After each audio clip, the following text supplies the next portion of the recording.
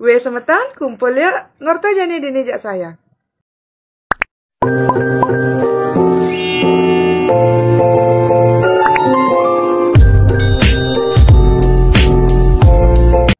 Sebelumnya maaf semetonnya kalau semeton mendengar ada suara sepeda motor atau mungkin ada suara mesin.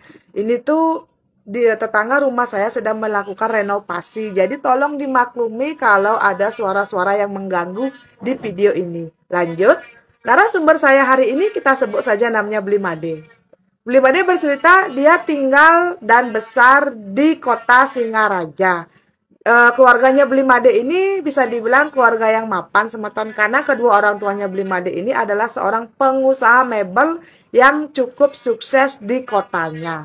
Blimade cerita dia 3 bersaudara dan dia adalah anak kedua. Dia mempunyai 1 kakak cewek dan 1 adik cowok. Nah, Blimade cerita semeton dia menikah bisa dibilang di umur yang masih sangat belia. Saat umur 19 tahun Blimade sudah harus menikah dengan pacarnya yang saat itu berusia 18 tahun karena pacarnya ini sudah hamidun 2 bulan. Di usia yang ke-20 tahun Blimade sudah punya 2 orang anak semeton karena anaknya ini terlahir kembar buncing. Blimade cerita semeton dia adalah orang tua yang sangat sayang kepada kedua anaknya. Anak pertamanya ini cowok dan juga anak keduanya ini cewek. Dari kecil semeton, kedua anaknya ini sangat akrab dan juga sangat dekat dengan Blimade. Waktu itu Blimade meneruskan usaha mebel kedua orang tuanya semeton. Waktu itu Blimade setelah menikah dalam kurun waktu 2 tahun, dia memutuskan untuk melanjutkan ke pendidikan yang lebih tinggi. Setelah dia wisuda, dia diberikan wewenang 100% untuk menjalankan bisnis mebel dari kedua orang tuanya. Nah, dari saat itu semeton, Blimade sangat berusaha membanyakan kedua anaknya semeton. Hubungan Blimade dengan istrinya juga sangat baik semeton. Sampai singkat cerita, ketika anak-anaknya Blimade ini menginjak usia 18 tahun, saat itu anak keduanya kita sebut saja namanya Putri. Putri ini adalah tipikal anak yang sangat penasaran. Dia selalu mengutarakan apapun yang dia inginkan kepada Blimade dan juga kepada istrinya. Tapi berbeda dengan anak pertamanya semeton. Anak pertama Blimade ini sangat pendiam dan tidak pernah mau ikut campur dalam kegiatan apapun. Nah, waktu itu Blimade yang sangat memahami karakter dari kedua anaknya ini selalu berusaha mengimbangi apa kebutuhan mereka dan apa yang mereka inginkan. Blimade selalu berusaha untuk memenuhi itu semua. Sampai singkat cerita, di umur anaknya yang ke-20 tahun, waktu itu anak ceweknya Blimade ini bilang dia ingin melanjutkan pendidikan ke kota sebelah. Karena Blimade merasa anaknya ini masih kecil, dia tidak memberikan izin untuk anaknya ini melanjutkan pendidikan di kota sebelah. Karena kalau itu sampai terjadi, anaknya ini kan harus ngekos. Karena menurut Blimade semetonnya, kalau sampai Putri ngekos, dia tidak bisa mengawasi Putri 100%. Setelah terjadi pertengkaran yang lumayan alot, akhirnya Putri pun mengalah. Dia tetap akan melanjutkan pendidikannya di kota Singaraja.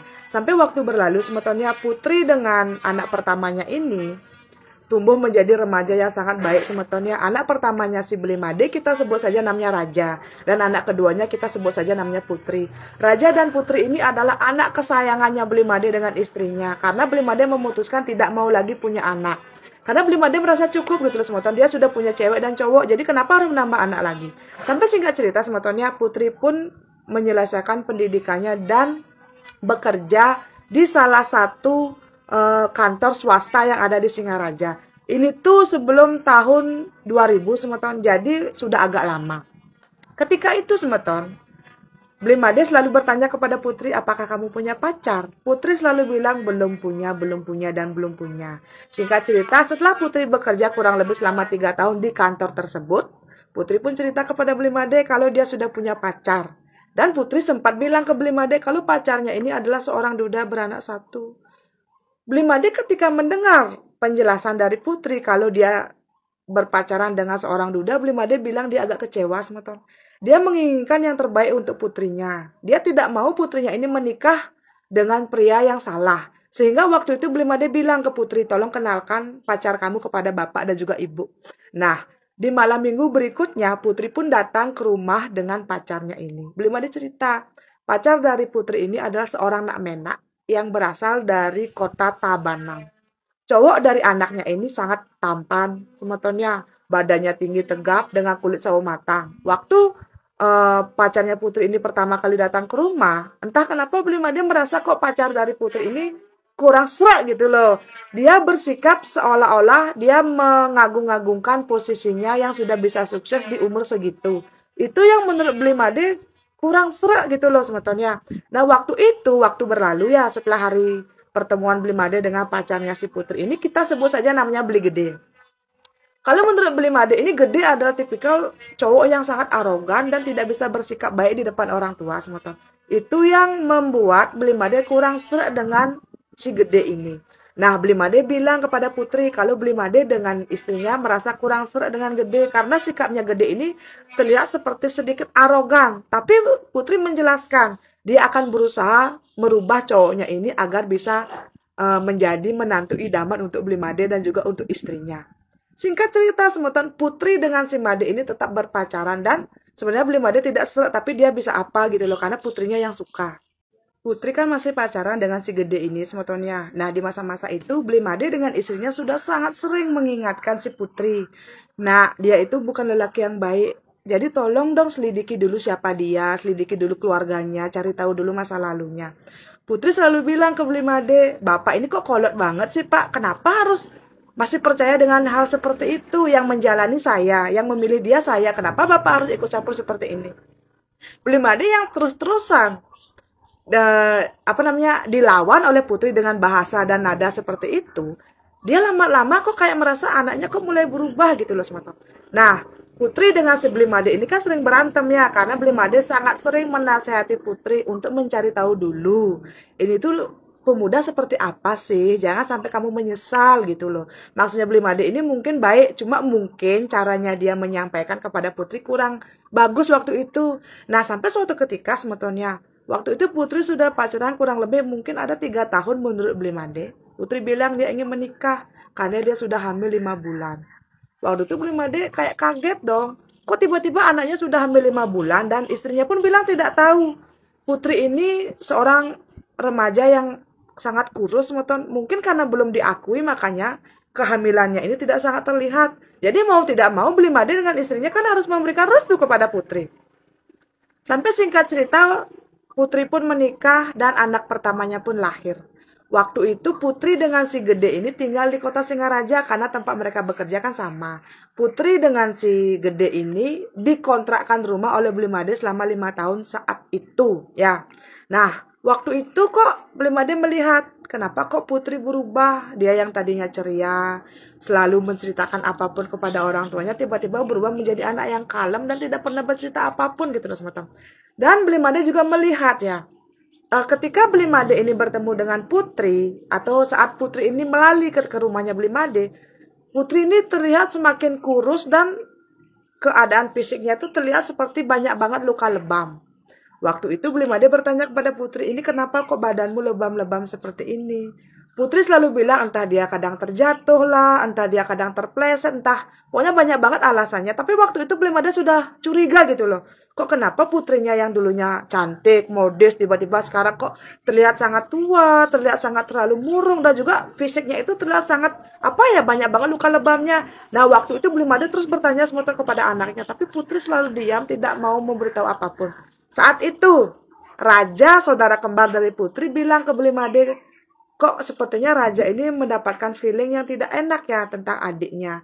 Raja selalu bermimpi kalau adiknya ini selalu mendapatkan KDRT dari suaminya. Raja, anak pertama dari Blimade, juga sering sekali bercerita ke Blimade sematan, kok dia selalu bermimpi yang tidak baik ya tentang adiknya ini. Nah, Raja dan Putri ini kan kembar buncing, jadi kemungkinan ada seperti ikatan batin gitu loh semata. Waktu itu Blimade menanyakan kepada si Raja, "Benar kamu bermimpi seperti itu?" Raja terus menjelaskan kepada Blimade, "Iya loh Pak, kok saya sering sekali bermimpi ya si Putri di KDRT oleh suaminya. Dan saya juga belakangan sering bermimpi. Kenapa ya saya sering sekali bermimpi si Putri ini seperti diikuti oleh sesuatu yang tidak terlihat gitu loh." Nah waktu itu pas kebetulan sore harinya Putri kan melalui ke rumahnya Blimade dan waktu itu Gede tidak ikut. Putri melalui dengan anaknya ke rumahnya Blimade gitu loh. Waktu itu Blimade bertanya kepada Putri, "Apa sih sebenarnya yang terjadi? Cerita dong ke Bapak." Waktu itu Putri terlihat sangat tertekan semeton. Dia cuma menangis kemudian memeluk Blimade. Waktu itu Blimade bingung dong, apa sih sebenarnya yang terjadi, kok anaknya bisa seperti ini. Nah, mungkin karena terus didesak oleh Blimade dan juga oleh istrinya, akhirnya Putri pun bercerita. Waktu itu Putri kan menikah kurang lebih sudah ada 1,5 tahun dengan si Gede ini. Ternyata semeton, benar apa yang dikatakan oleh Blimade. Pertama-tama si Gede ini waktu pacaran kan sangat menyayangi dan juga sangat bertingkah sangat baik di depannya Putri. Ternyata Gede ini adalah seorang lelaki yang sangat suka KDRT. Putri sangat sering di KDRT. Apapun yang dilakukan Putri ketika terlihat salah di matanya si Gede ini, Gede akan langsung main tangan kepada Putri. Pertama-tama Putri tidak mau mengungkapkan ini kepada Blimade karena dia tidak mau kalau orang tuanya tahu permasalahan rumah tangganya. Tapi karena sangat sering Putri ini di KDRT oleh si Gede, makanya Putri pun cerita ke Blimade. Wih, waktu itu semetong saat Blimade mendengar Putri satu-satunya yang sangat dia sayangi di KDRT oleh suaminya, Blimade langsung naik darah semetong. Dia berinisiatif akan lapor polisi. Tapi Putri bilang jangan lapor polisi karena di zaman itu gini loh semetong. Kalau ada seseorang yang menyandang status janda, masyarakat akan bergosip yang sangat tidak karuan gitu loh. Dan kalau ada seseorang yang menyandang status janda, otomatis masyarakat akan lebih memojokkan si wanita tanpa tahu apa masalah yang terjadi. Karena si Putri ini merasa malu kalau sampai-sampai masalah rumah tangganya ini akan dikonsumsi oleh masyarakat luar, makanya dia juga meminta kepada Blimade untuk tidak perlu melanjutkan ini ke kantor polisi karena dia akan berusaha untuk menyelesaikan ini berdua dengan suaminya. Karena Blimade mendengar permintaan dari si Putri, Blimade pun bilang, kalau kamu sudah tidak kuat lagi, kamu pulang. Jangan bertahan dengan lelaki seperti itu. Itu katanya Blimade dan Putri pun mengiyakan. Nah, setelah hari itu Semeton Blimade bilang dia sempat bertemu dengan si Gede. Dia berbicara dari hati ke hati, dia meminta kepada si Gede untuk memperlakukan Putri dengan lebih baik lagi. Intinya si Blimade ini berusaha berbicara dari hati ke hati dengan menantunya ini gitu loh Semeton, agar dia bisa berubah menjadi suami yang lebih baik. Blimade berpikir dengan cara dia berbicara dari hati ke hati, siapa tahu suami dari anaknya ini akan berubah. Tapi tidak Semeton. Hari makin hari entah kenapa kok Putri yang dulunya bisa seminggu 4-5 kali melalui ke tempatnya Blimade, sekarang hampir jarang melalui ke tempatnya Blimade. Sampai 2 bulan berlalu, si Putri ini tidak pernah ada kabar gitu loh. Dia tidak ada melalui ke tempatnya Blimade. Nah, Blimade bilang ke anak pertamanya, coba dong kamu tengok adikmu apa yang terjadi. Waktu itu Raja pun melalui ke tempatnya si Putri. Dan Raja bilang, datang dari rumahnya Putri, Raja bilang, Putri tidak apa-apa, tapi saya merasakan ada sesuatu yang aneh gitu loh. Raja bilang dia punya firasat yang tidak baik tentang adiknya ini. Waktu itu Semeton Blimade pun memutuskan melalui ke rumahnya Putri di kontrakannya. Waktu itu dia melihat Semeton Putri di kamar pingsan dengan keadaan pendarahan. Blimade yang waktu itu sangat panik langsung membopong putrinya naik sepeda motor dengan Raja ke rumah sakit. Saat tiba di rumah sakit, dibilang Semeton kalau Putri ini mengalami KDRT dan keguguran. Ternyata waktu itu Putri sudah hamil 2 bulan Semeton. Saat Putri sadar, ternyata Putri tidak tahu kalau dia sedang hamil. Waktu itu Putri menangis Semeton. Dia menyesal kenapa dia masih bertahan dengan suaminya.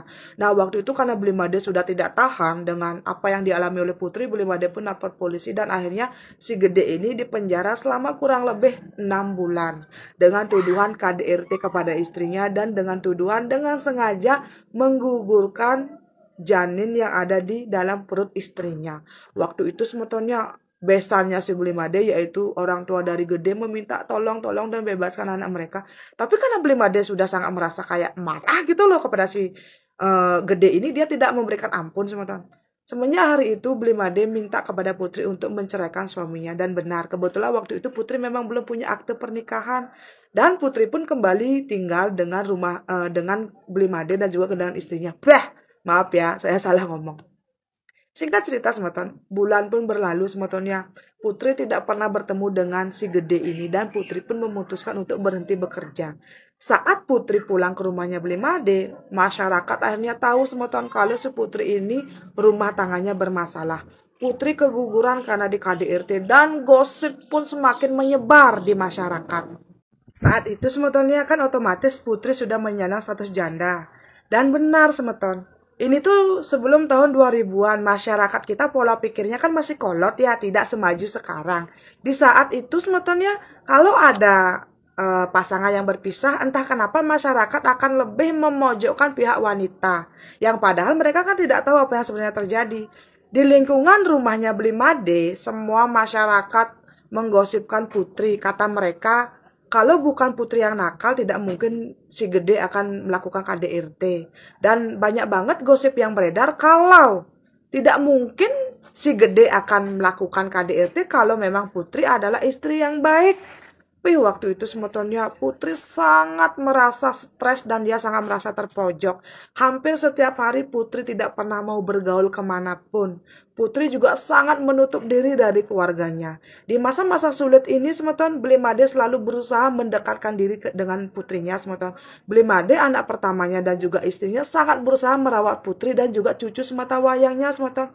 Waktu itu Blimade sudah bilang kepada Putri, kamu jangan takut, ada bapak di sini, ada ibu dan juga ada kakak kamu. Tidak masalah orang berkata apa, yang penting kami selalu menerima kamu gitu loh. Waktu itu Blimade berusaha merawat cucu semata wayangnya dengan sangat baik semata.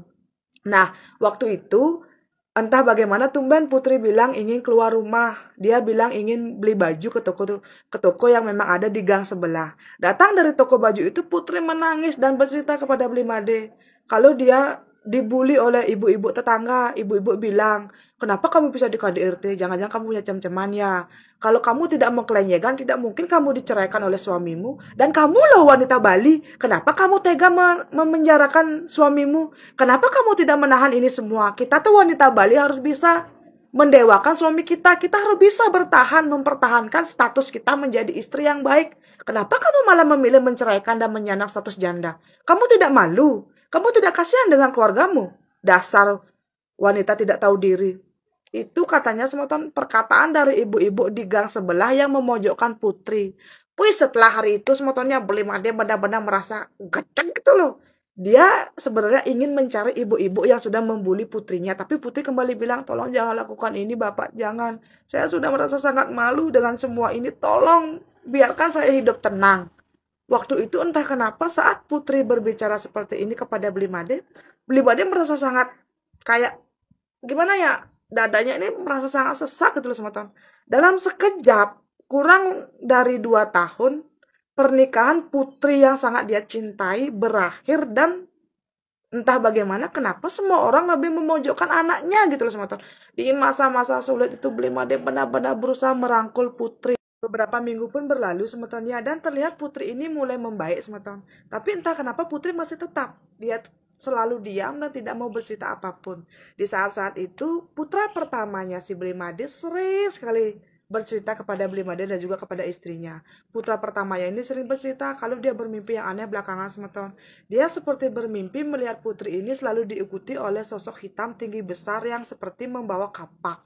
Nah waktu itu Blimade dengan istrinya kan kayak takut, jangan-jangan Putri ini akan melakukan sesuatu yang nekat. Kemanapun Putri ini pergi selalu diikuti oleh, kalau tidak Blimade yang mengantar, ibunya yang akan mengantar, atau bahkan anak pertamanya yang akan mengantar. Nah ini tuh 3 hari apa 4 hari sebelum Hari Raya Galungan. Waktu itu Putri bilang ke orang tuanya ingin mememan ke Tukade. Karena Tukadnya ini jaraknya tidak terlalu jauh dari rumahnya Blimade. Blimade pun mengiyakan dan mengizinkan Putri pergi sendiri. Waktu itu sebenarnya Blimade sudah was-was meton. Dia tuh juga sering bermimpi yang aneh, tapi Blimade berusaha mengendalikan pikirannya kalau dia yakin tidak mungkin ada yang terjadi. Waktu itu Putri pergi sendiri, dia bilang mau mememan. Dari pagi sampai sore hari Putri tidak pulang. Di saat itu Blimade sudah panik dong dengan istrinya. Dia bilang ke raja, kenapa adikmu tidak pulang? Blimade dengan istrinya dan juga dengan anak pertamanya ke Tukad tersebut mencari si Putri. Saat Blimade bertanya kepada orang-orang apakah mereka melihat si Putri, tidak ada yang menggubris semeton. Lingkungan tempat tinggalnya Blimade ini seakan-akan mengucilkan keluarganya Blimade. Karena status yang disandang oleh si Putri yaitu janda beranak 1. Dan juga karena gosip-gosip yang tersebar gitu loh. Wih, waktu itu Blimade benar-benar panik. Ketika dia bertanya kepada penduduk sekitar Tukad itu, Tidak ada yang merespon, mereka semua cuek dan seakan-akan tidak peduli semeton. Belum ada sudah takut dong, dia memanggil nama anaknya, dia mengitari sepanjang Tukat dari hulu ke hilir, tidak ada tanda-tanda keberadaannya si Putri. Nah waktu itu belum ada sangat takut, apa ini yang akan terjadi kepada anaknya kan. Belimade ini malamnya, karena Putri tidak ditemukan jejaknya, Belimade dengan istri dan juga putra pertamanya menghubungi keluarga besarnya yang ada di kampung sebelah. Keluarganya ini sebetulnya orang tuanya Belimade, ipar dan juga kayak ponakannya semuanya datang ke rumahnya Belimade. Mereka ini tidak pernah membuli Putri sebetulnya, bahkan di saat Putri dalam keadaan yang jatuh pun keluarga besarnya Belimade ini dan juga keluarga besar istrinya selalu merangkul Putri. Waktu itu mereka kayak rapat dong, apa yang harus dilakukan, apa yang harus dilakukan. Mereka keluarga besarnya Belimade dan juga keluarga besar istrinya mencari Putri saat malam hari itu, mengubek-ubek Tukat tersebut dan tidak ditemukan Putri semacam. Tukat tempatnya Putri akan mememan ini memang tidak terlalu besar dan kecil gitu semacam, tapi lumayan dalam gitu loh semacam. Di ujung Tukat ini tuh kayak ada bundaran inilah yang kayak kolam kecil, di sanalah tempat orang-orang akan mememan. Nah di samping bundaran ini ada kayak pura taman. Pura taman dengan Tukat tempat mememan orang-orang ini ada kayak belat tembok tuh loh semacam. Nah di sanalah kayaknya kok tidak ada apa-apa dari malam sampai Ben mandi semengan sebetulnya tidak ditemukan tanda-tandanya Putri, sampai akhirnya Belimade pun lapor polisi. Setelah polisi turun ke lapangan, di situ warga sekitar yang tadinya cuek tidak mau menolong Belimade pun akhirnya turun ke lapangan membantu mencari si Putri. Waktu itu semeton Belimade dengan istrinya sudah sangat takut, apa yang akan terjadi, apa yang akan terjadi. Nah waktu itu akhirnya adalah satu warga yang bilang kalau pagi kemarin mereka sempat melihat Putri mememan di sana, tapi tidak sampai 1 jam Putri terlihat sudah tidak ada di Tukat tersebut. Sehingga warga pun berpikir kalau mungkin Putri sudah pulang. Nah waktu itu semeton selama 2 hari 2 malam terus diubek-ubek di sepanjang Tukat itu dari hulur ke hilir. Diubek-ubek sampai diturun ke alat berat untuk kayak menyoncong tanah-tanah yang ada di dasar Tukat tersebut. Tidak ditemukan apapun. Warga bilang apa benar Putri hilang di sini gitu loh. Nah waktu itu Belimade pun berinisiatif dengan keluarga besarnya ini akan kayak mepeluas ke orang pintar. Saat mepeluas ini orang pintar bilang Putri memang masih berada di Tukat tersebut. Ini katanya ya kalau menurut orang pintar ini Putri memang ingin menghilang dari dunia ini dan memang tidak mau mayatnya ditemukan. Wih sementara Belimade dengan keluarganya yang mendengar kabar ini kayak ya Tuhan, apa yang harus saya lakukan gitu loh semua. Belimade benar-benar menangis waktu itu meminta kepada si Balian kalau memang putrinya sudah tidak ada, tolong berikan cara agar mayatnya ditemukan, karena Belimade tidak mau putrinya ini terluntar-lantung di dunia sana. Nah waktu itu Baliannya bilang, coba, nah si putri ini kan kembar buncing, coba minta kembarannya putri ini berkomunikasi dan duduk di samping Tukat tersebut. Karena si Balian yakin mereka kan ada ikatan, rohnya pasti masih terhubung karena mayatnya kan belum ditemukan. Waktu itu semotonya pas dini hari jam 5 apa jam 6 dini hari. Dari rumah si Balian ini, Belimade dengan keluarga besarnya langsung menuju ke pura taman tersebut. Pura taman yang memang ada di samping tempat orang-orang mememan di Tukat tersebut. Di sana mereka sembahyang dan berdoa bersama. Setelah itu semotonya si raja ini diminta duduk di samping Tukat tersebut oleh Belimade, dan raja diminta untuk berkonsentrasi. Coba deh panggil adik kamu, siapa tahu ada keajaiban. Setelah si raja ini duduk di sana sambil kayak semedi gitu, raja terus memanggil nama adiknya dan ternyata benar semua. Raja ini seperti mendapat telepati atau penglihatan. Dia mendengar Putri menangis di dasar Tukat tersebut sambil meringkuk seperti ini semua. Nah, waktu itu raja berusaha memanggil nama adiknya Putri. Putri tidak mau menoleh semua. Saat si raja ini tersadar, dia bilang kepada ayahnya, ternyata benar dia melihat adiknya sedang menangis tersungkur di dasar Tukat itu semua. Waktu itu ayahnya bingung apa yang harus dilakukan. Nah, waktu itu ayahnya punya inisiatif, coba kamu kembali bersemedi sambil memangku cucu atau anak si Putri. Benar semeton. Si raja duduk sambil memangku keponakannya sambil memanggil nama adiknya dan juga meminta keponakannya ini untuk memanggil ibunya semeton. Waktu itu saat si raja ini konsentrasi memanggil nama adiknya, dia melihat Putri ini kan menangis ya. Di dasar Tukat itu rohnya Putri itu kayak tersungkur seperti itu menangis dan dipanggil oleh anaknya. Putri mulai melihat dan mulai mendatangi anaknya. Saat raja tersadar, dia bilang kepada ayahnya, cepat ayah, sekarang gali, sekarang gali. Dan benar, teman-teman. Ketika alat berat ini kemudian digunakan untuk menyoncong tanah di tukar tersebut, benar. Mayat putri akhirnya ditemukan dan bisa mengapung ke permukaan. Di mayat putri itu terlihat ada seperti banyak banget tumbuhan-tumbuhan kayak yang mengikat badannya putri, sehingga mayatnya ini terus mengendap di bawah. Itu juga yang menjadikan alasan mayatnya ini tidak bisa mengapung ke atas. Di sana semetonnya, Blimade dengan keluarga besarnya menangis berteriak melihat putri kesayangan mereka sudah tidak ada. Setelah hari itu pun Blimade dengan keluarganya harus mengaturkan banten kayak guru piduke dan kayak nyaruin desa. Karena putri sudah bisa dibilang mengotori desa tersebut dengan cara bunuh diri di tempat seperti itu. Nah, kemudian semeton, beberapa minggu setelah itu kan Blimade akan langsung mengabenkan putri. Kan kalau kita orang Bali kan sebelum kita ngaben tuh kita percaya kita akan melakukan pemanggilan roh atau metun. Saat metun itu semeton, di sana putri menangis. Dia bilang dia tidak bisa lagi bertahan dan tolong maafkan dia. Putri tidak mau lagi mendengar gosip dari orang yang padahal dia tidak salah. Dia tidak mau lagi ayahnya, kakaknya, ibunya, bahkan keluarga besarnya harus ikut terbawa karena status dia yang janda. Jadi tolong ikhlaskan dia. Biarkan dia menebus semua kesalahannya ini di kedituan dengan semua hukum karma yang akan dia jalani. Ini sih tergantung kepercayaan semeton ya. Kalau saya sih percaya semeton. Kalau untuk semeton bagaimana? Silakan berkomentar.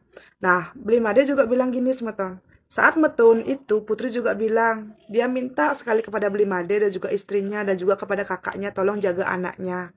Tolong maafkan apa yang sudah dia lakukan di masa dia hidup. Dan dia juga sangat berterima kasih untuk kedua orang tuanya dan juga untuk keluarga besarnya. Karena semua keluarganya selama putri dalam masa-masa di bawah, semuanya selalu mau merangkul putri. Tapi di sini memang putri yang tidak bisa lagi menjalani karmanya seperti ini.